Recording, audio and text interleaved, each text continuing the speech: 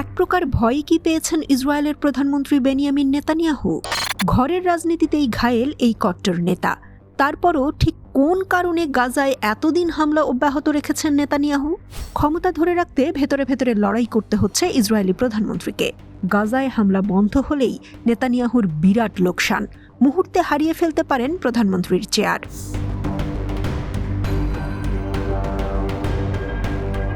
ইসরায়েলের রিজার্ভ ফোর্সের major general ইতজাক brick Jerusalem পোস্টে একটি নিবন্ধ লিখেছেন। তিনি বিশ্বাস করেন ইসরায়েলি সেনাবাহিনী হামাস বা হিজবুল্লাহর বিরুদ্ধে জিততে পারবে না। ব্রিক বলেছেন, ইসরায়েলি সেনাবাহিনী কঠোর চেষ্টা করছে না, বিষয়টি এমন নয়। তবে ইসরায়েলি বাহিনী আকারে খুব ছোট এবং দুর্বল। এই সেনা কর্মকর্তা মনে করেন, যুদ্ধ যত দীর্ঘ হবে ইসরায়েল ততটাই বিপদে পড়বে।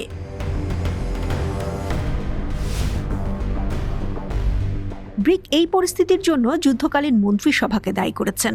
তিনি দাবি করেন, ইসরায়েলি নেতারা শুধু ক্ষমতায় থাকা এবং যুদ্ধ চালিয়ে যাওয়ার বিষয়েই চিন্তা করেন, খরচ যাই হোক না কেন। ব্রিক বিশ্বাস করেন এই নেতারা ইসরায়েলকে বিপর্যয়ের দিকে নিয়ে যাচ্ছে।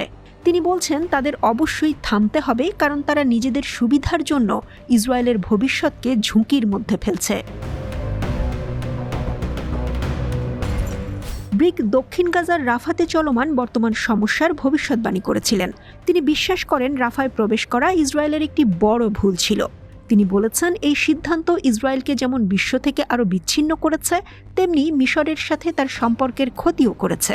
ব্রিক মনে করেন, এই পদক্ষেপ ইসরায়েলের জন্য ফিলিস্তিনি যোদ্ধাদের কাছ থেকে তাদের বন্দীদের ফিরিয়ে আনা কঠিন করে তুলবে।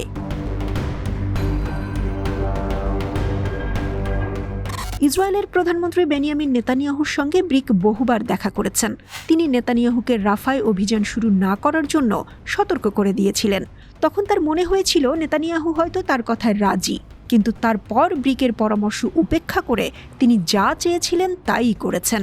ব্রিক নেতানিয়াহুর বিরুদ্ধে ইসরায়েলের চেয়ে তার নিজের স্বার্থকে অগ্রাধিকার দেওয়ার অভিযোগ তুলেছেন।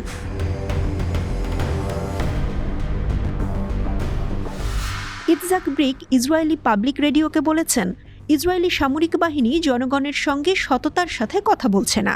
সামরিক বাহিনী মিথ্যা আশা ছড়াচ্ছে এবং তাদের সক্ষমতা সম্পর্কে সত্য বলছে না। ব্রিক জোর দিয়ে বলেছেন, ইসরায়েলের একটি ছোট সেনাবাহিনী রয়েছে যা হামাসকে পরাজিত করতে পারে না এবং বৃহত্তর যুদ্ধে বড় সমস্যায় পড়বে।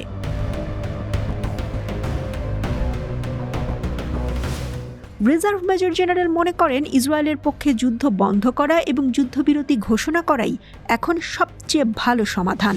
তিনি বিশ্বাস করেন যে সহিংসতা ইসরায়েলি বন্দীদের ফিরিয়ে আনবে না। এই সেনা কর্মকর্তা চান ইসরায়েল আরও ধ্বংস এড়াতে তাদের বিপদগামী নেতাদের থেকে দূরে সরে যাক। তিনি উদ্বিগ্ন যে এই নেতারা নিজেদের ব্যক্তিগত লাভের জন্য ইসরায়েল রাষ্ট্রের ভবিষ্যৎকে বলি দিচ্ছেন।